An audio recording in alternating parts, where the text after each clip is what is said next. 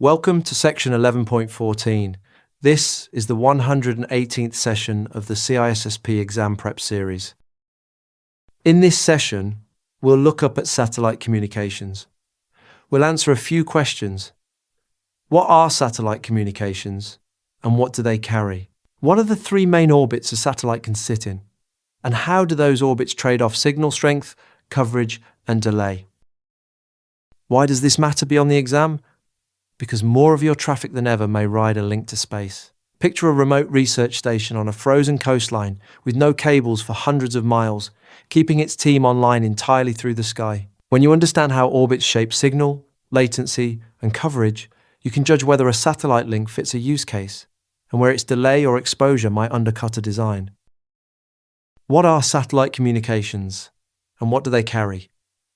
At heart, they are radio waves bouncing between spots on the ground and a spacecraft circling above. That simple relay carries an enormous range of traffic, including telephone calls, television, radio, internet access, and military communication. The satellite acts as a mirror in the sky, catching a signal from one location and reflecting it onward to another far away. Think of a lighthouse keeper on a hill relaying messages between two valleys that cannot see each other directly.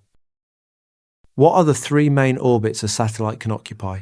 Satellites sit in one of three altitude bands, and the band shapes everything about the link. There is a low band closest to the surface, a middle band far higher, and a high band far out where the satellite keeps pace with the planet.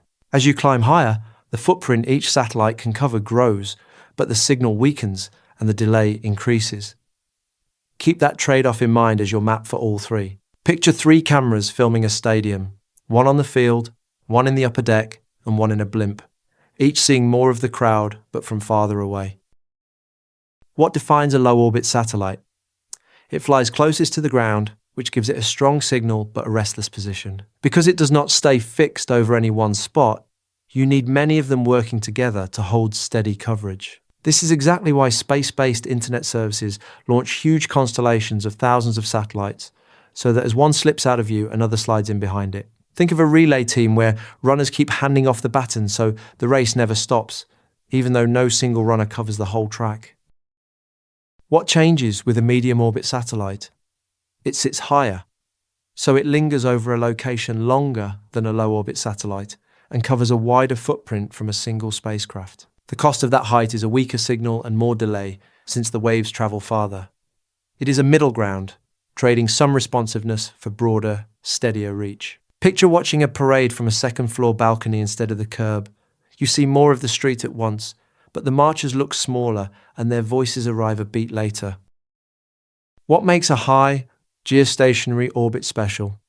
A satellite this far out circles the planet at exactly the speed the planet turns, so it appears to hang motionless above one fixed point. That stillness is its superpower. Ground stations do not have to track it across the sky and can simply aim a fixed dish and leave it. Its footprint is the largest of all, though its great distance brings the highest delay. Think of a hot air balloon tethered permanently over a fairground, always in the same spot, so every stall can just point a sign straight up at it. So let's bring it together. Satellite communications relay, radio waves between the ground and spacecraft, carrying everything from phone calls to internet to military traffic. They occupy three orbits, and altitude drives the trade-offs. The low band gives strong signals but needs many satellites for coverage. The middle band widens the footprint at the cost of signal and delay. And the high, geostationary band hangs fixed in place with the broadest reach but the greatest latency, match the orbit to what the link actually needs. The MCQs covering all the topics and concepts from this session are available on rucloud.com. Practice the chapter-specific MCQs before moving on to the next session. Thanks for watching. If you have any questions or feedback, post a comment below or email us. I will see you in the next session.